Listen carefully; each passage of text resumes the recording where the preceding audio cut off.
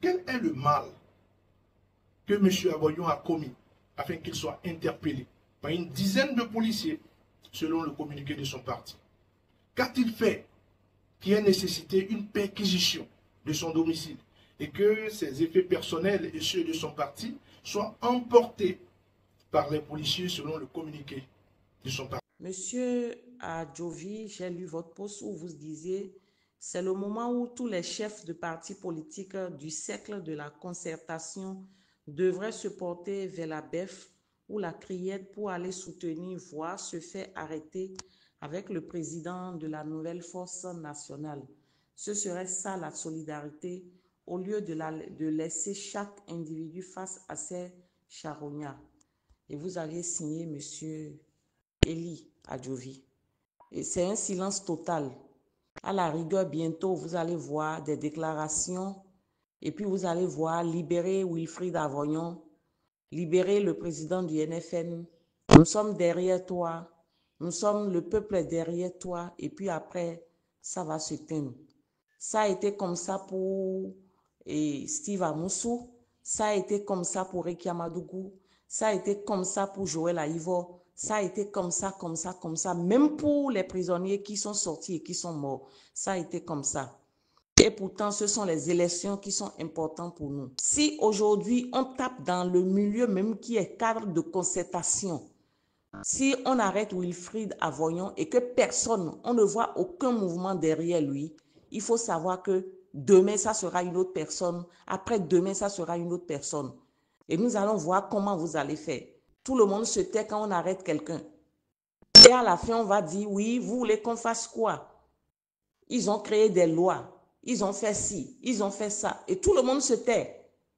Quand le feu tombe sur la case d'un pauvre et que vous ne réagissez pas, quand ça va tomber sur la case comment on appelle, du riche, personne ne réagira.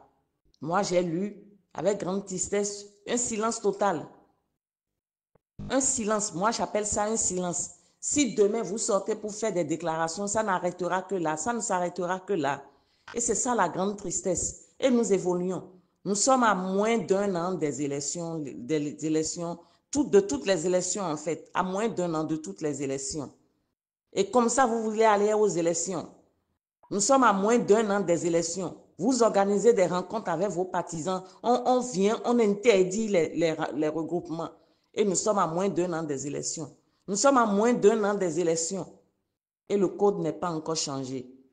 De toutes les façons, le monsieur a dit que lui ne veut changer, qu'on ne lui parle même pas du code. Que lui ne veut pas changer le code. Et nous sommes à un an des élections. Moi, je souhaite bonne chance à tous les Béninois. La mort d'une seule personne, ça fait mal, mais tout le monde meurt ensemble. On dit alléluia, nous tous, nous irons au paradis. Et que vivent les élections. C'est quel mythe de peur vous voulez briser? Vous voulez briser quel mythe de peur? Ce qui est important aujourd'hui, c'est les élections, les élections, les élections. Vous parlez tout le temps des élections.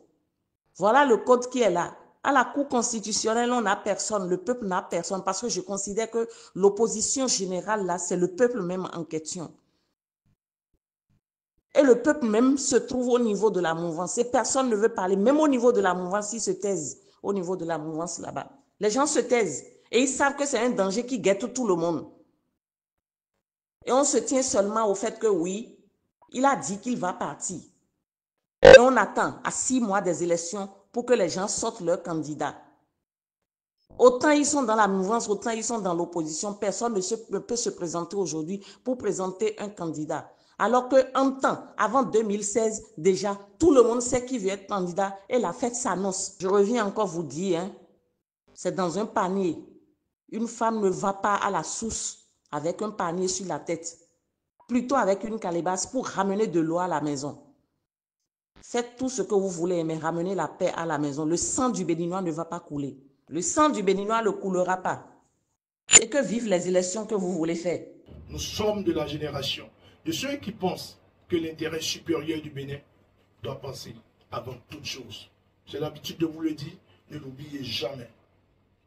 Ensemble, nous vaincrons.